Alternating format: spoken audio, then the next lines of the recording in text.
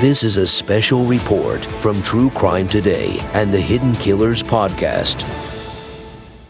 For the Hidden Killers podcast, I'm Stacy Cole. There was a bit of a courtroom showdown today in Idaho over, Bryan Kohberger. His defense team levied some rather serious accusations against the FBI, claiming that vital evidence had been altered before being handed over, including a surveillance video placing Kohberger's vehicle at the crime scene. Now, this courtroom battle was not just over the evidence, but also the visibility to the public. Ann Taylor and her team are advocating for an open discovery hearing, opposing the prosecution's request for a closed session. Let's go to the courtroom for the raw audio. We have a few things just to sort out today.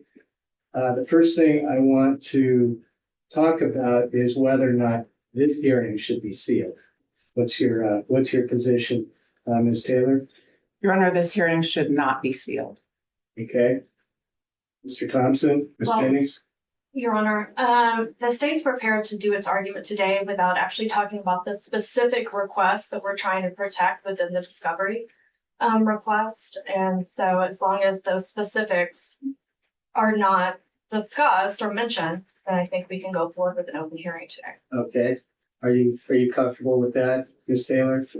Well, what I'm not going to talk about is the content of the court's protected materials that we've asked for a sealed hearing for.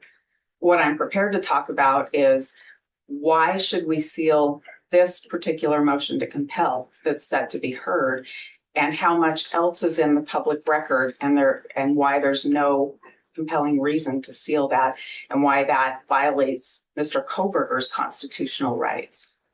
So if I talk about things that are in the affidavit, and if I talk about things that we're seeking that the state wants to hide, I think that's fair game for the public to hear. It's the challenge here is that both sides have agreed to seal all the discovery. There's a lot of stuff out there, and so I hope that you can both honor that at this point, because down the line, maybe some things do have to discuss. We need to discuss very specifically. That maybe both sides don't want that out in the public, because it is a fair trial goal here. And if we start arguing about the case itself, the trial, and the evidence that you're gonna present, both sides, gets more complicated and may be prejudicial to one or the other. So I guess at this point, we'll keep this open, but be careful. I mean, I've read everything, so I know what's sort of out there and what you're concerned about, and some of those materials or potential evidence could be prejudicial to the state, or it could be prejudicial to Mr. Kohberger. So my job is to try to keep on a balance here, a neutral balance, where when we get to the trial, if we ever get there, that it'll be fair and will have been determined in advance. Okay, so keep it open today. If something comes up and we need to close it down for a period of time to discuss a particular situation, then we can do that. Okay, so it really, I think at this point, it's the state's motion to close the hearing completely on May 14th. I believe, I'm not incorrect, that you both have stipulated to closing May 16th, which is related to the IGG. Your Honor, our position is that's the only part that should be closed, and that's because we want to talk about the content of the materials protected by the court's order, and so that one's appropriate to close. Okay, I think I'm on the same page, but great. Okay, Ms. Jennings. Thank you, Judge. So, Judge, the applicable authority today in determining whether or not we should close the May 14th hearing is Idaho Administrative Court Rule 32 and Idaho Code 74-124.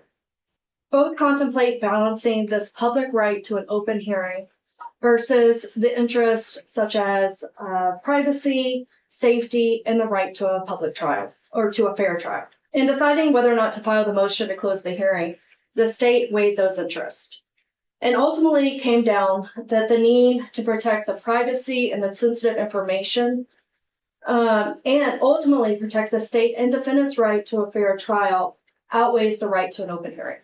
Feel confident that when the court does this same balancing test, it'll come to the same conclusion. For the record, since the beginning of this case, attachments detailing the specific discovery request have been filed under seal. In line with this, on April 4th of 2024, just about a month ago, the state and defense filed a stipulated motion to file all future attachments under seal.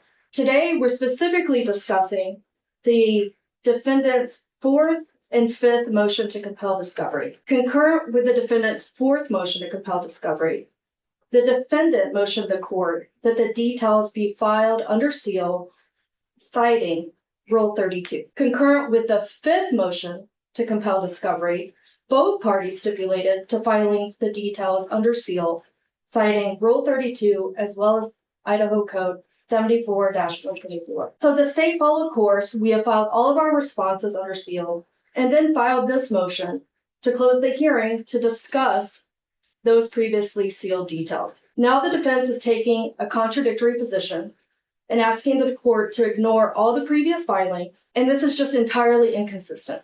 To be clear, the state has nothing to hide. However, it's crucial that we protect, as we have been trying, the integrity of this case, and that we protect, ultimately, the right to a fair trial. So let's look at the factors. Balancing a public's right to an open hearing and the party's right to a fair trial.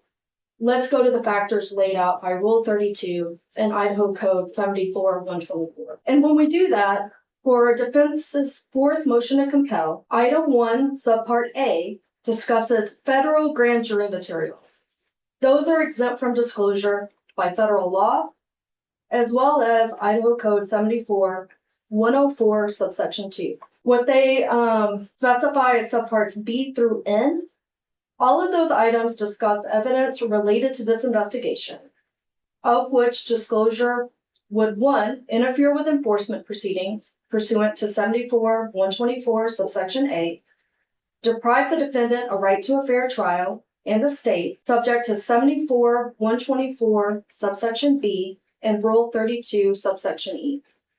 And it would disclose investigative techniques or procedures which are exempt, pursuant to 74-124, subsection E. For defense's fifth motion to compel, Item 1, subparts A through J, all deal with the investigation. All would be exempt pursuant to the same authority just cited. Subparts K through M deal with the names of private citizens who were interviewed, and disclosure would constitute an unwarranted invasion of personal privacy, subject to 74-104, subsection C. It could contain intimate facts or statements of which would be highly objectionable to a reasonable person, exempt under Rule 32 I to A, or invoke traditional legal concepts in the law of the right to a fair trial, invasion of privacy, under Rule 32, subsection 3. Subpart N through O is exempt under interfering with enforcement proceeding, depriving the defendant to a fair trial, as well as disclosing investigative techniques or procedures. Item 2, subpart A, names a private business and is exempt under the previously cited authority. Item 2, subpart B through L, deals with the investigation, again exempt under 74-124A, subsection B and E, as well as Rule 32, subsection E. Item 3 names multiple private businesses. It's also exempt under the same subsection, 74-124A, B, E, C, as well as Rule 32-12A and 3. Subpart I deals with the investigation, exempt under those same authorities. Subpart J involves a private citizen exempt under those same authorities. Subpart K through B deals with the investigation and is exempt under those same authorities. Item 4 deals with IGG information, which has been sealed and is under a protective order from the court protecting its disclosure. If the court decides to open this hearing to the public, the state defense will be discussing evidence without any context. This will undoubtedly fuel speculation, lead to assumptions, and false narratives. The evidence discussed may not even be offered, and most of it likely will not be offered by either party at trial because it's either not relevant or material. The public will not have any means or context to be able to differentiate that. It is necessary to mitigate this by closing the hearing in order to preserve the right to a fair trial for both parties. The defendant does have a right to a public trial, but that does not mean the right to try this case in the media. The defendant will get his day in court, and the public will have a right to see what evidence the state has. But that should be evidence that is admissible pursuant to the Idaho Rules of Evidence. Now is not the time for that. We ask the court to grant the state's motion to close the hearing regarding the defendant's 4th and 5th motion to compel discovery. Lastly, I ask you to issue a scheduling order for the parties to disclose witnesses, exhibits, expert reports, or any other evidence they plan on relying on for those hearings. Prior to the hearing, the state proposed May 3rd, and then a response to those by May 10th. And the state takes no issue with this being a dual deadline. Thank you. Okay, thank you. May 3rd might be a little quick. Well, Your Honor, Tomorrow? right, but our motion was filed over a week ago. Right. So everyone's been on notice of what the state was asking for. Okay, thank you. Thank you, Ms. Daniel. Ms. Taylor? Thank you, Judge. Our discovery requests have been filed for months, and they've gone unanswered too. So if we want to talk about being on notice for something, we can talk about that. Can I just add, because I've read through all of the 4th and 5th, and it's, I mean, some of the information it seems anyway. I mean, it's hard to know, okay, but it seems like the state has provided and has responded to some of those requests, and some they're still waiting to get that information. So that's the impression I had. I don't know if you disagree with that or not. I would say the court is maybe in part right, but there's a lot of other parts to those 4th and 5th, and the court's referring to our motions to compel, not discovery requests themselves, but they do reference a number of discovery requests that have been going out. And we can talk specifically about each of those items. I prefer not to. And which is fine. I'm prepared to talk about why this needs to not be a closed proceeding today. But I don't agree that the state is completely responsive here. So I think the court can read and see that they say, we'll get it when you get it. I think the court can read and see when they say, we're not going to offer it, so we're not going to get it. I think the court can read all of those things, and we'll talk in depth on the 14th about what they mean and some of the ins and outs that go into play with those. But there's a lot more than just meets the eye. With regard to the hearing on the 14th, the state directs the court to look at Idaho Court Administrative Rule 32 and Idaho Code Title 74. And those really talk about documents that the court can seal. And both really are in, if you look at them, they are to talk about openness of the court and public's right to have information and what things the court can shield from the public and what the public has a right to know. And when we're talking about documents, it's been brought up that we've filed a lot of documents under seal. We have. Those are documents that end up in the public record that thousands of people can read. And we filed those under seal for expediency in saying this is exactly what we want from discovery. If the court looks at the documents, and the court can and probably has through the year and a half this case has been pending, there are a lot of names and specific bits of information in there. And so for expediency, we file those under seal and for the reasons outlined in Idaho Court Administrative Rule 32. But what we're talking about now is a public hearing when the state has decided to not give us information or to drag their feet on giving us information. We're talking about a public hearing where we have a right to be in the public eye, a public hearing. Bryan's the one with the right. It's his Sixth Amendment right to have a public hearing. When the state wants to close a hearing, or any party, and the other party objects, which we do, the court is guided by case law in the state of Idaho and the backdrop of his Sixth Amendment right to a public trial in the United States Constitution and Article 1, Section 13 in the Idaho Constitution. So in the backdrop of that, the court is guided by case law. And the specific case, there's a couple of Idaho cases, State versus Kimbley and State versus Olivine, and they refer the court to Waller versus Georgia, and that is at 467 U.S. 39. And that puts forth the test that the court should look at when determining whether to close a hearing or leave it open and let it be a public hearing. And that the court has to find that there's an overriding interest that the hearing should be closed. In this case, in this hearing, that's not what's happening. The court would look at Bryan's rights here to a fair trial and balance that against the state's request to close the hearing. And we would want the court to consider this, that this isn't the state trying to protect Bryan's interests at all. He has the right to the public hearing. This is the state trying to protect what the state's doing. And the court should look back through the history of this case. This is our fourth and fifth motion to compel. Motions to compel 1, 2, and 3 were public.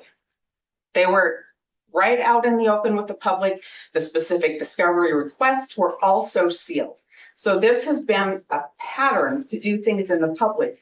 And now this one needs to be sealed. The court has to ask itself why.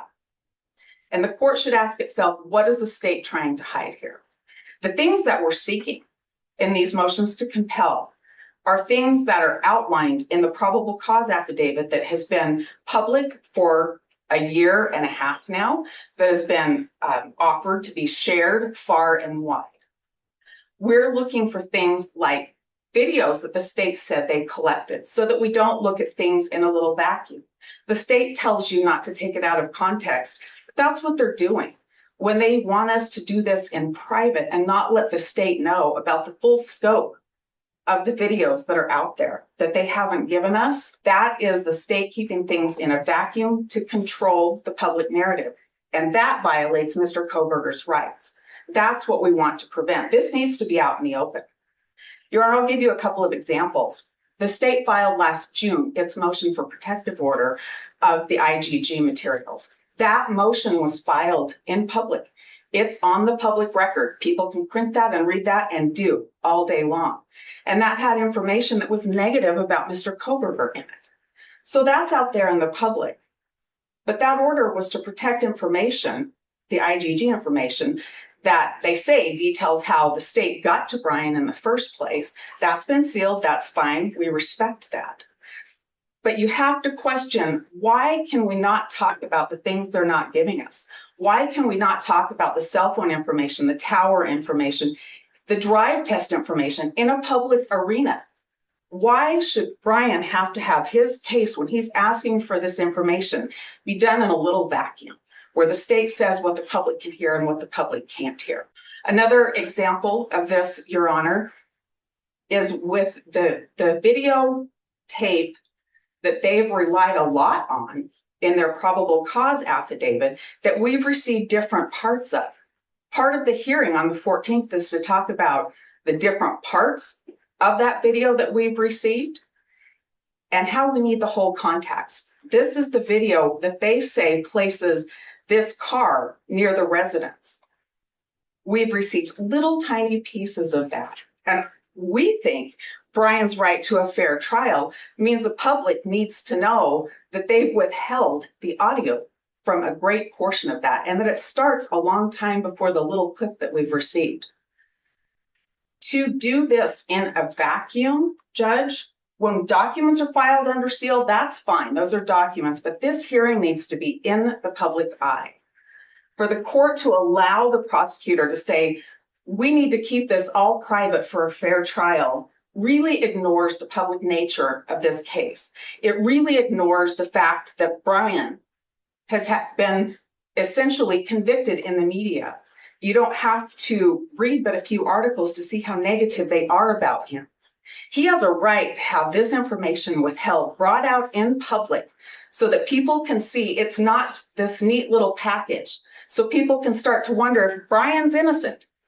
Your Honor, Bryan is innocent. And he has an absolute Sixth Amendment right to have his hearings in public. We think if the court allows the state to shield the information and how they got their information and what they don't want us to have from the public, they're using his Sixth Amendment rights to hide behind. And that's just not what the court should allow. We strongly object to these kinds of things being closed. Thank you, Ms. Taylor.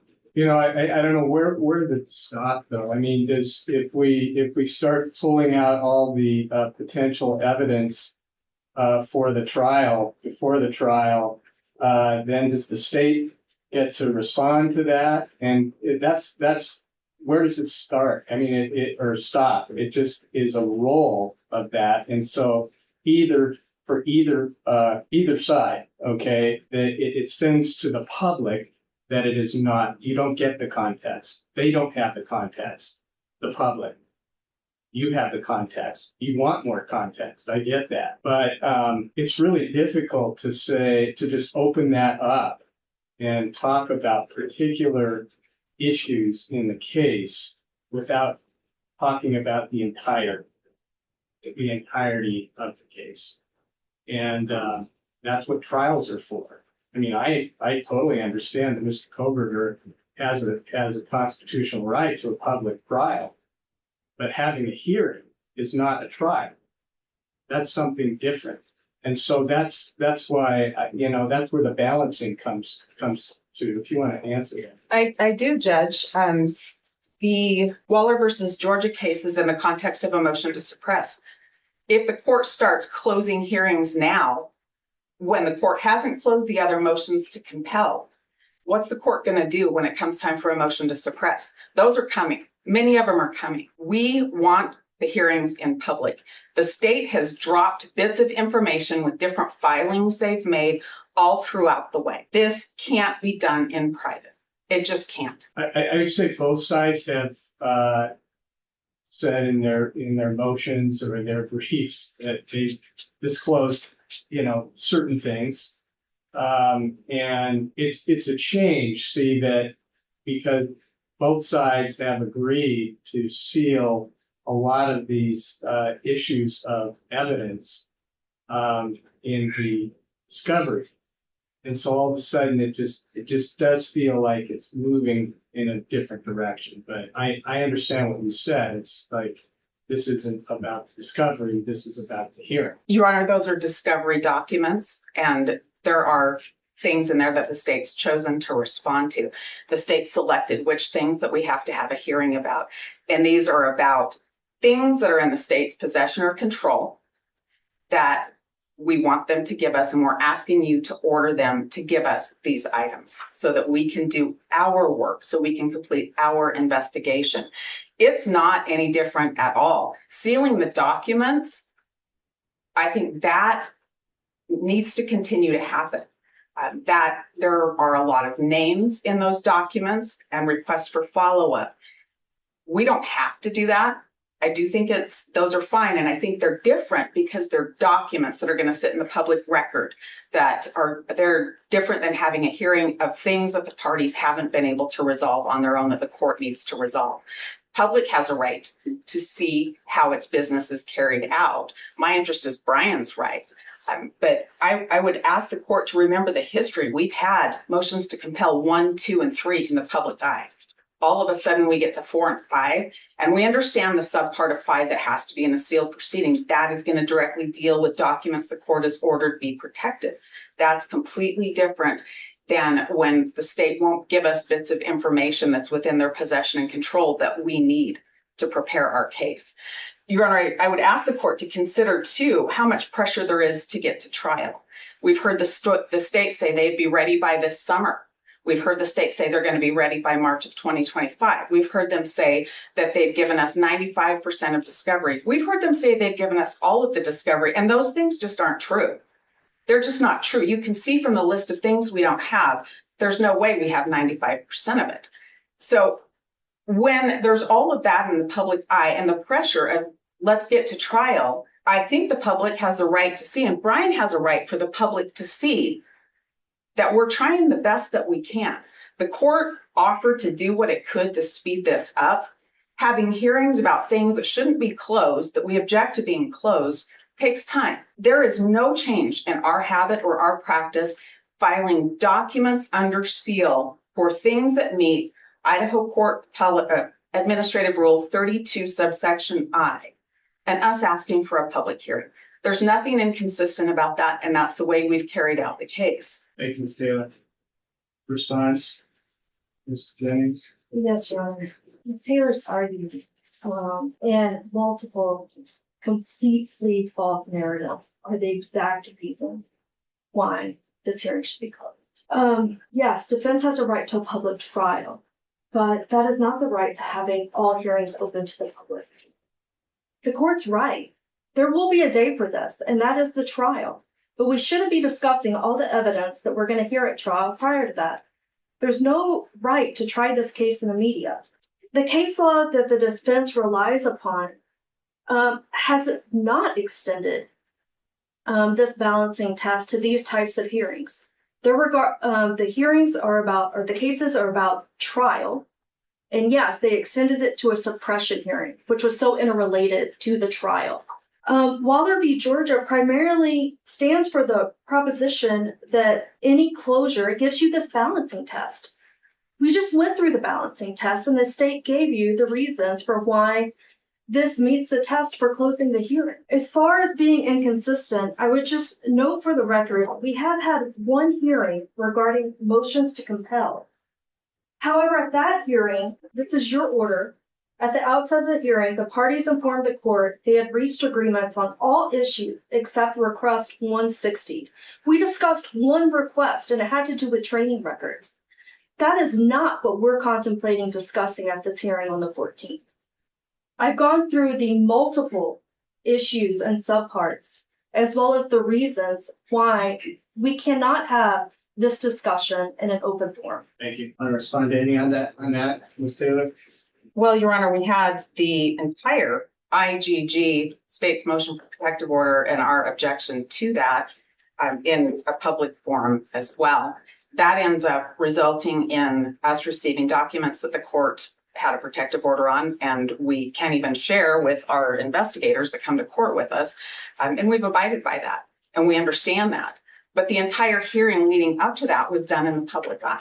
In that particular hearing, they talked a lot about DNA results on a knife sheet. That, I'm sure, benefited the state to have that in the public eye. What we're going to talk about on the 14th, Judge, I don't have to name any private citizen names. I can talk about records that exist and why we should have them without naming private citizen names. I can talk about the videos that they've not given us. They're not about the business. They're about videos that were collected by the police. I can talk about those in the context of the police reports. And by the way, those are all things that are talked about in the probable cause affidavit. And I can talk a ton about the cell phone information, the cell tower information, and the things that they have not given us, the drive test information, the verification of such. That's the thing. I don't want to talk about those particularly, and I guess I'm reminded, okay, in your comment about the IDG, because once again, I'm in this position where I have to make decisions blindly to some degree, and that's what the case with the IDG. I mean, I had to go through all of that information, and then I provided most of the information to you, okay, to the defense, so that you could evaluate that. I feel that the same way about there's a lot of stuff, okay, that you're arguing about and the state is arguing about. And I think it's complicated to just open that up. I think that, maybe we could go through a closed hearing and then open up what you feel needs to be opened up. But I can't make that decision in the abstract. So that's my worry, because I went through all this last night again, and I thought, how do we really fairly deal with each one of those issues? There are a lot of issues. I agree with you. There are a lot of issues, Your Honor. I would ask you to look at the probable cause affidavit and read the parts where they talk about relying on FBI agents and the CAST report and different cell tower data. Your Honor, that stuff's in the public eye. Why can't I talk about what they refuse to give me in the public eye? Well,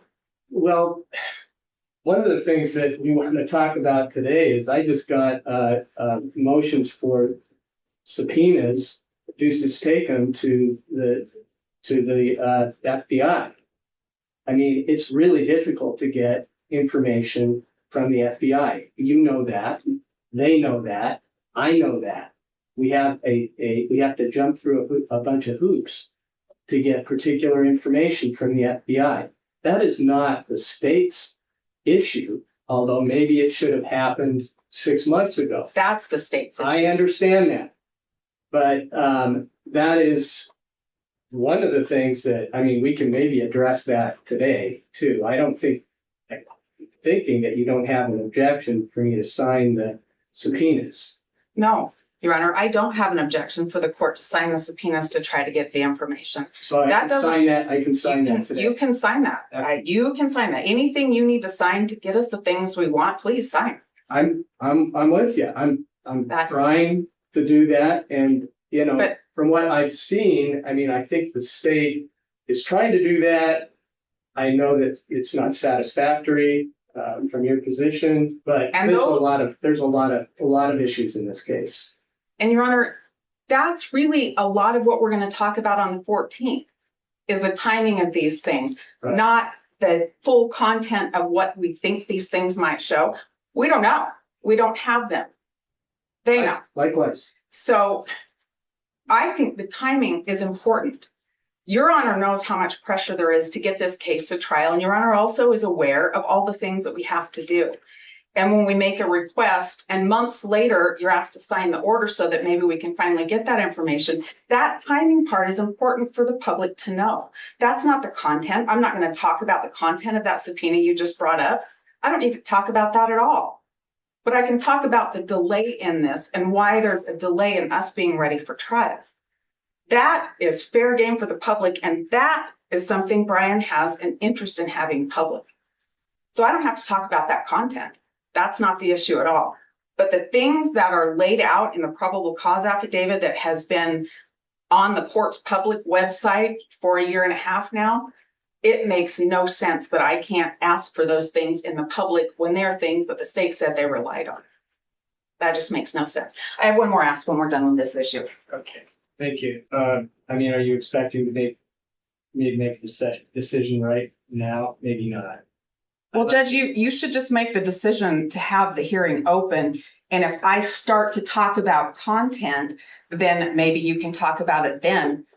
I don't agree any part of it should be closed. I don't agree any part of the hearing should be closed. And I think you should make the decision now. We're 2 weeks away from this hearing. Oh, 2 weeks? Is that right? 4 days? We're less than 2 weeks. We're 12 days.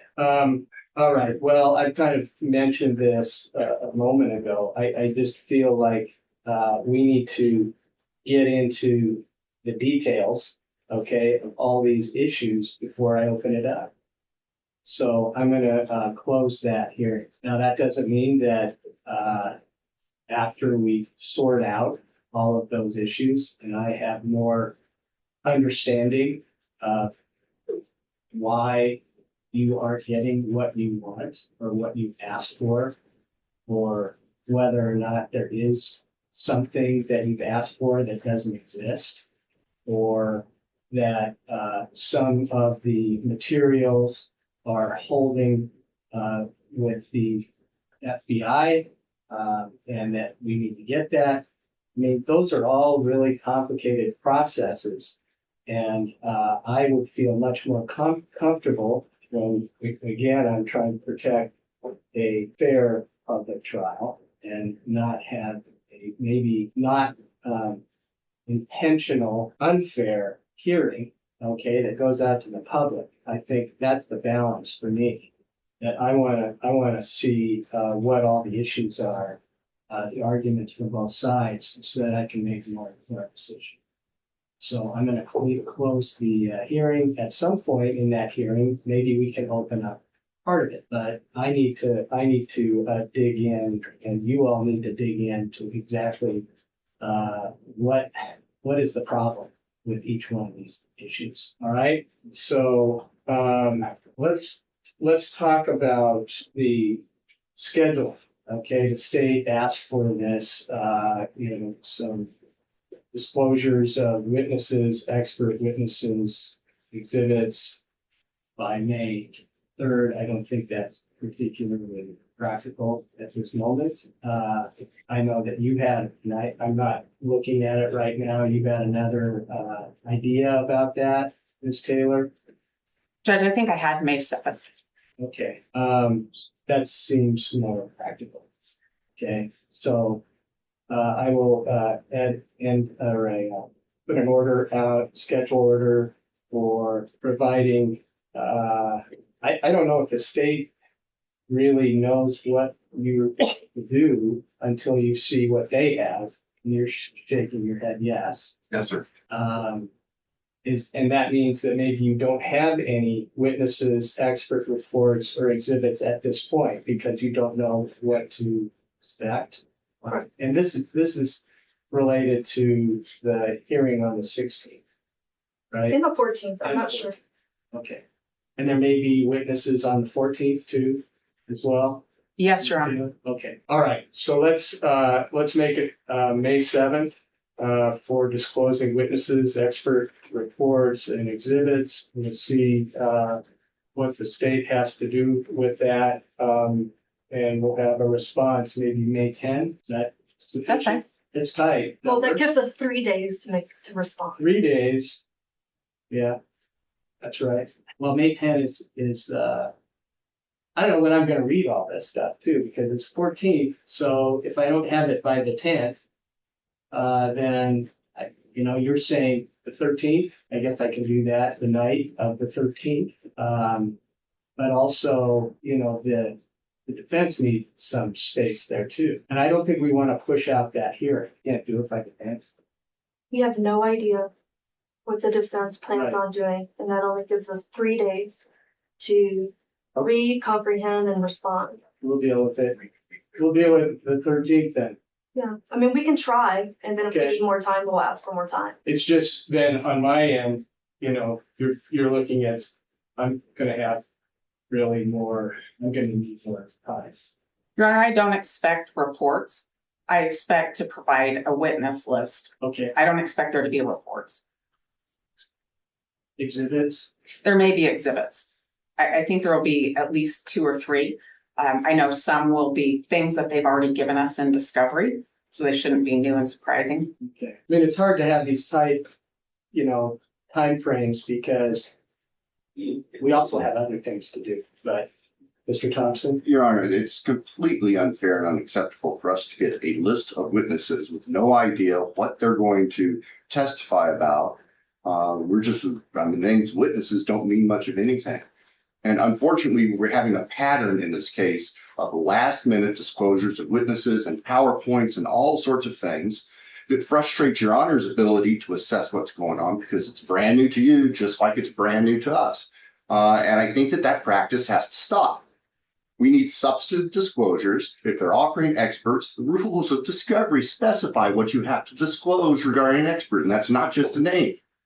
So what's being propounded by the defendant right now simply isn't within the rule. It's not appropriate. It's not fair to the court or to the state. Okay, well, I mean, you don't have to have witnesses or exhibits, but you can have a response to say, well, this isn't fair, or whatever you want to say.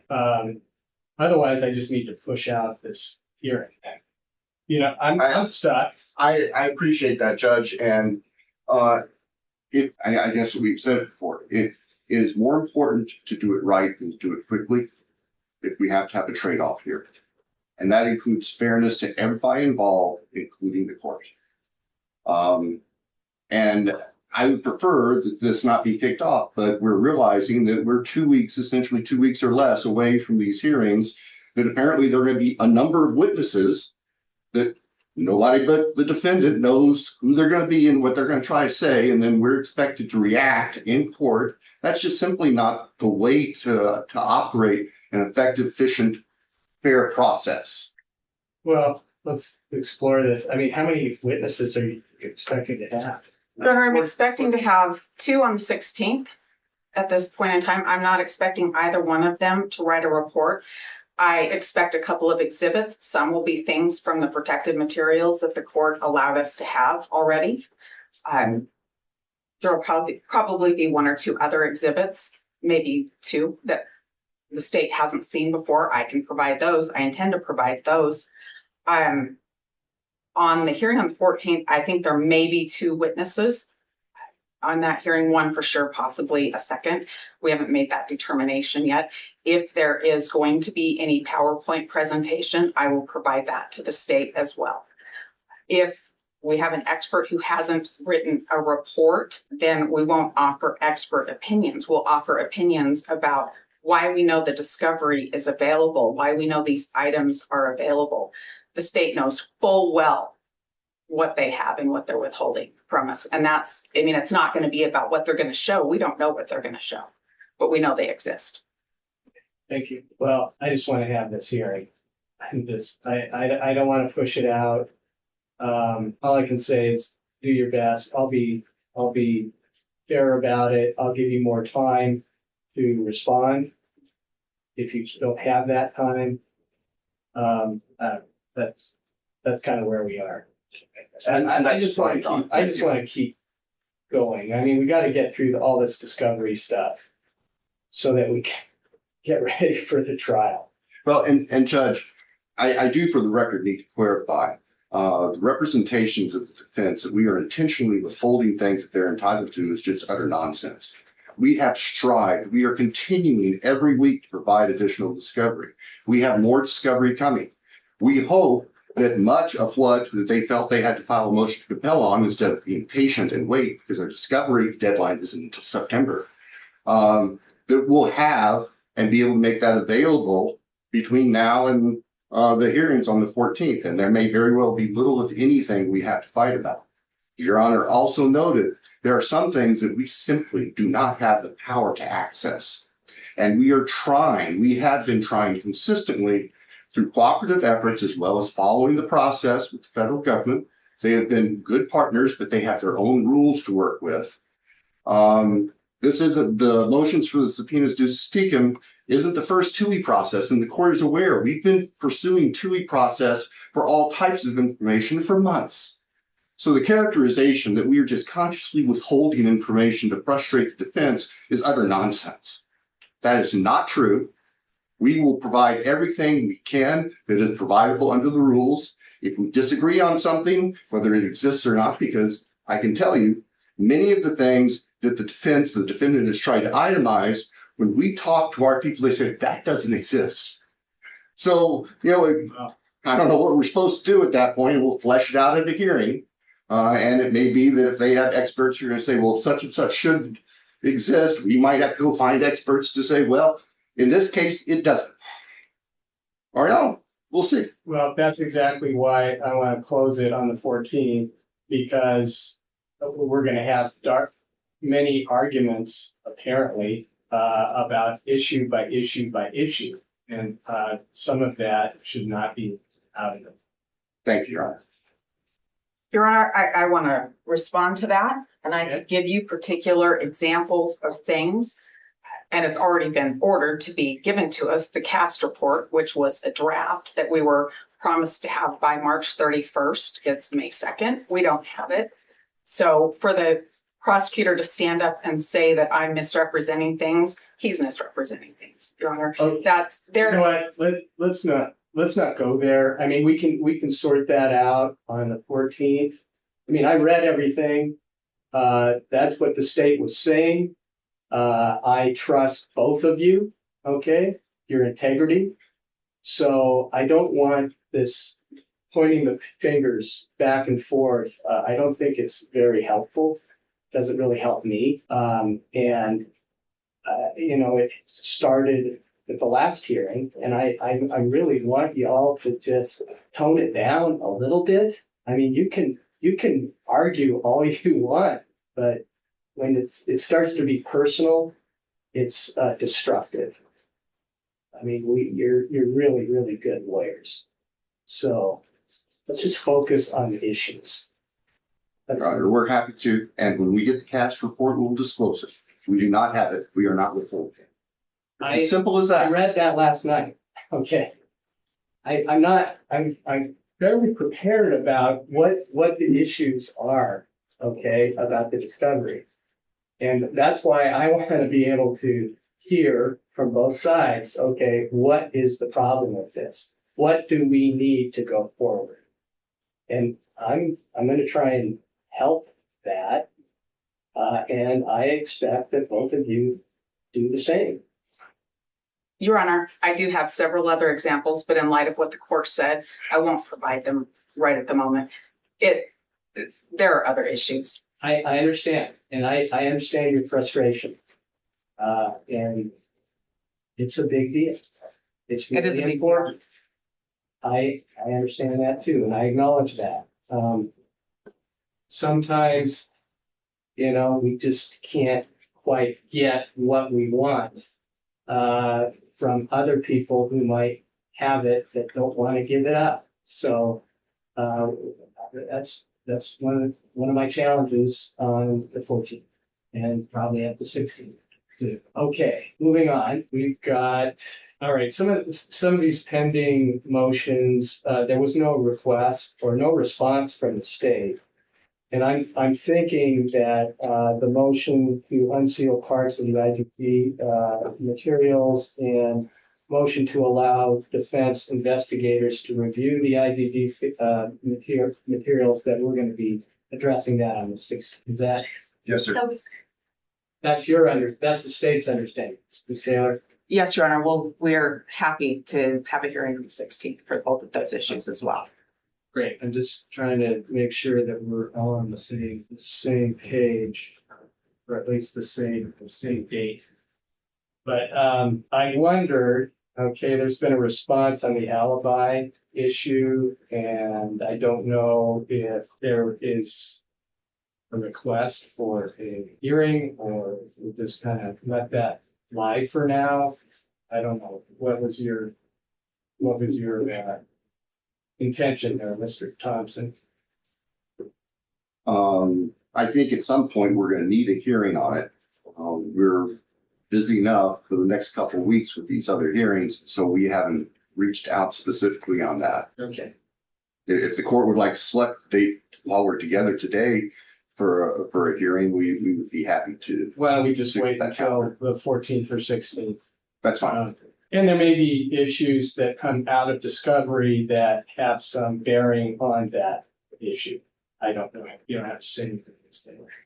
It can read your mind sometime, maybe not. All right. Okay, I'm going to sign those subpoena duces taken.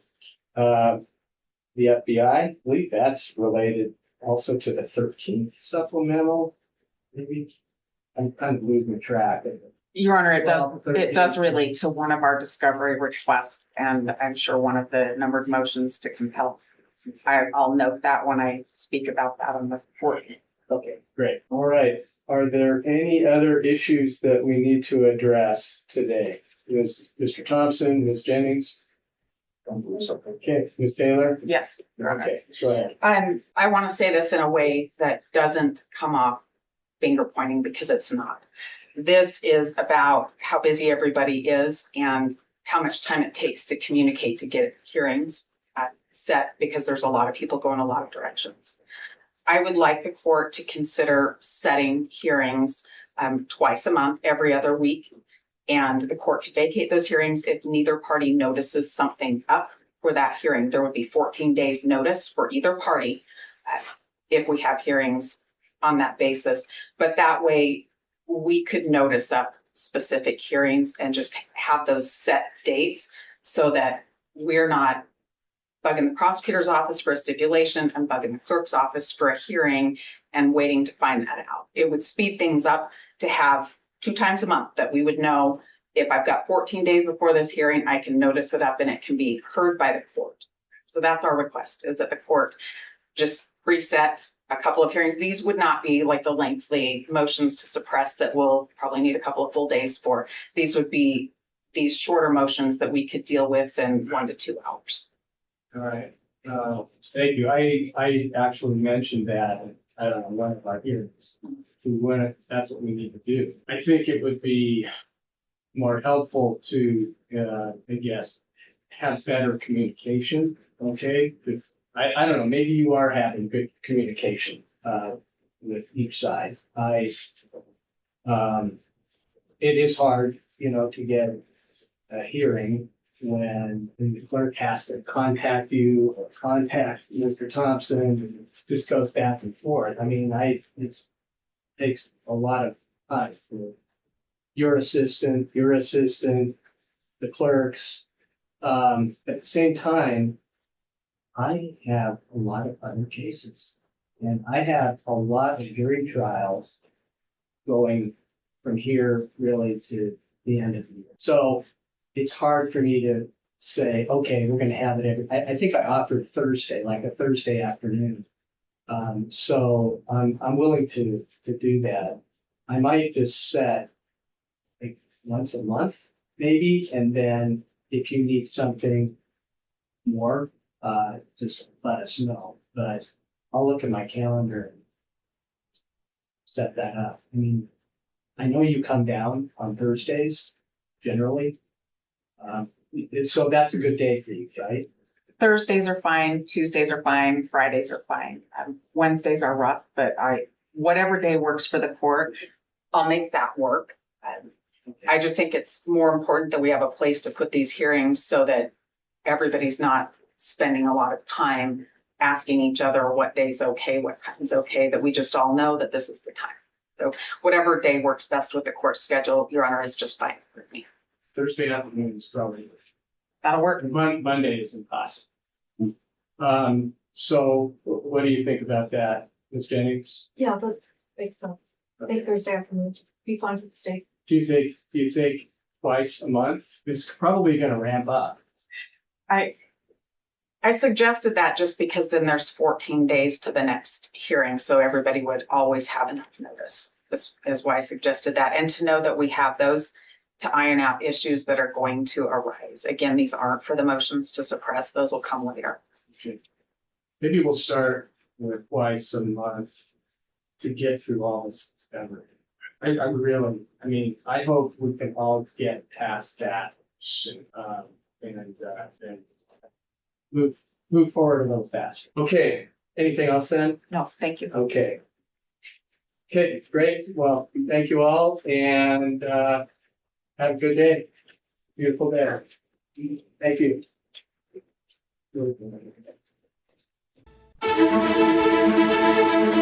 This has been a special report from True Crime Today and the Hidden Killers podcast.